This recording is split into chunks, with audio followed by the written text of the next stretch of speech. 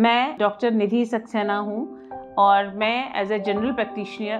काम करती हूँ और 37 इयर्स का अभी तक मेरा एक्सपीरियंस है। जब मैंने पेशेंट्स देखना शुरू किया तो पेशेंट देखती थी, बाहर बहुत भीड़ लगी हुई थी और लाइन बहुत लंबी थी। अचानक एक व्यक्ति जो है उस लाइन को तोड़ करके आगे आया, तो जो भीड़ वाले लोग हैं नेचुरली उन्होंने शोर मचाना शुरू कर दिया कि हम लोग इतनी देर से लाइन में खड़े हैं और ये व्यक्ति पहले जा रहा है। तो वो आते ही सडनली मेरे कमरे में आकर के रोने लगा कि जल्दी देखिए, मेरे जो दादाजी हैं वो बेहोश हो गए हैं और उन्हें कुछ रिस्पॉन्ड नहीं कर रहे हैं। तो मैंने बाहर जाके भीड़ को यही कहा, मैंने कहा देखिए किसी की जान की सवाल है तो मुझे पहले इनको देख लेने दीजिए, उसके बाद में आप लोगों को देखूंगी। मैंने उनका फटाफट फिजिकल एग्जामिनेशन किया और फटाफट उनका जो भी मेरे पास में इन्वेस्टिगेशंस के टूल्स थे उनसे उनका इन्वेस्टिगेशन करवाया और उसके बाद में मैंने सारा चीज़ें देखी तो मुझे लगा कि पल्स बहुत फीबल सी चल रही थी और बहुत पसीने में थे वो और रिस्पॉन्ड भी नहीं कर रहे थे रिफ्लेक्सेस को। तो ये सब चीज़ें देखने के बाद में मैंने जल्दी से उनके जो पैर थे उनको ऊपर करवाया और मैंने जो था हम लोगों के यहाँ हम बोलते CRP बोलते हैं, कार्डियक रिससिटेशन प्रोसेस, उससे के थ्रू मैंने उनको देना शुरू किया। CRP देना शुरू करने के बाद में थोड़ा सा मुझे ऐसा लगा कि वो जो है वो थोड़े से नॉर्मल हो रहे हैं। और इसी बीच में जो उनकी शुगर की जो हम रैंडम शुगर वगैरह कराते हैं उसकी रिपोर्ट आई जिसमें उनकी शुगर बहुत ज़्यादा लो थी, बट इट इज़ बिलो 48 के आसपास की थी। तो इट मीन्स मुझे ऐसा लगा कि शायद हाइपोग्लाइसीमिया में जा रहे हैं। और शुगर के अंदर एक चीज़ बहुत बड़ी होती है कि हाइपरग्लाइसीमिया जो है, मतलब शुगर ज़्यादा होना इतना ज़्यादा खतरनाक नहीं होता जितना कि शुगर का लो होना खतरनाक होता है। तो ये लाइफ थ्रेटनिंग हो जाता है। अब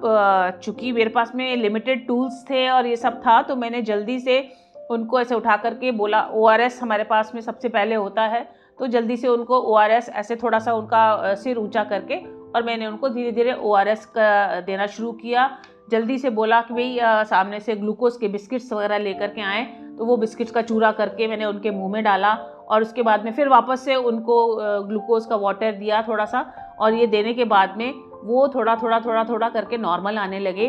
फिर उनके बच्चे को मैंने इमीडिएटली बोल दिया था, मैंने कहा जो भी इनका ट्रीटमेंट चल रहा है वो सारा आप लेके आइए। तो पता पड़ा कि 1 साल से वो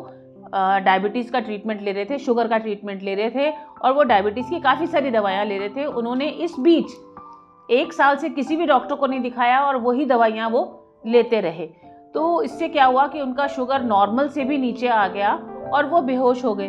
तो इन सब चीज़ों को देख के फिर मैंने जब उनको बताया कि भाई इनके ये रिपीटेड ये वाले टेस्ट आप इनके कराइए, तो हमें पता लगे कि भाई एक्चुअली में इनको शुगर अभी है कि नहीं है या दवाई लेने से थोड़ी कम हो गई है। तो जब वो मैंने सब टेस्ट कराए, फास्टिंग शुगर होता है, उसके अंदर खाना खाने के बाद वाला शुगर होता है जिसको हम BP शुगर कहते हैं, और HbA1c एक होता है जिसमें हमें 3 महीने का ग्लाइसेमिक कंट्रोल पता लगता है। तो वो जब हमने देखा तो उसके अंदर पता पड़ा कि ये तो नॉर्मल है, इसके अंदर तो शुगर आ ही नहीं रही है। तो फिर उनको एडवाइस किया मैंने कहा कि आप एक तो रिपीटेडली हर महीने डॉक्टर को दिखाइए, बिना डॉक्टर की सलाह के कोई दवा मत लीजिए, और जो दवाएं मैंने अभी आपको लिखी हैं इसको लीजिए और मुझे हर 15 दिन में आके अपना शुगर चेक कराएं, कम से कम 3-1 महीने तक, जिससे कि हम लोगों को ये पता लग जाए कि भाई पेशेंट जो है वो अब नॉर्मल कंडीशन में है या इसको शुगर की या ये वाली जो प्रॉब्लम्स अभी आ रही थी ये ना आए। और उनको हिदायत दी कि इस तरह का अगर आपको लगे कभी भी तो अपनी जेब के अंदर हमेशा या तो टॉफ़ी रखिए या बिस्किट रखिए, कोई ऐसा मीठी चीज़ रखिए। और एक चीज़ और कि हमेशा अपनी जेब के अंदर एक कार्ड बना के रखिए जिसमें लिखिए कि मैं डायबिटिक हूँ, अपने घर का एड्रेस लिखिए और फ़ोन नंबर्स लिखिए, जिससे कि कभी अगर रास्ते में भी आप अगर बेहोश होते हैं या कुछ होते हैं तो एटलीस्ट आपके पास में वो कार्ड होगा जिससे लोग बाग आपके घर वालों को इन्फॉर्म कर सके। तो ये सब चीज़ें हैं कि अगर पेशेंट इन चीज़ों का ध्यान रखे और डॉक्टर भी उसी स्पीड से उन चीज़ों को देखे और समझे और करे, तो मैं सोचती हूँ हम काफ़ी लोगों को बचा सकते हैं। Dear professional colleagues, to create awareness among masses, please make videos of such incidences and share with us on WhatsApp or email. Thank you.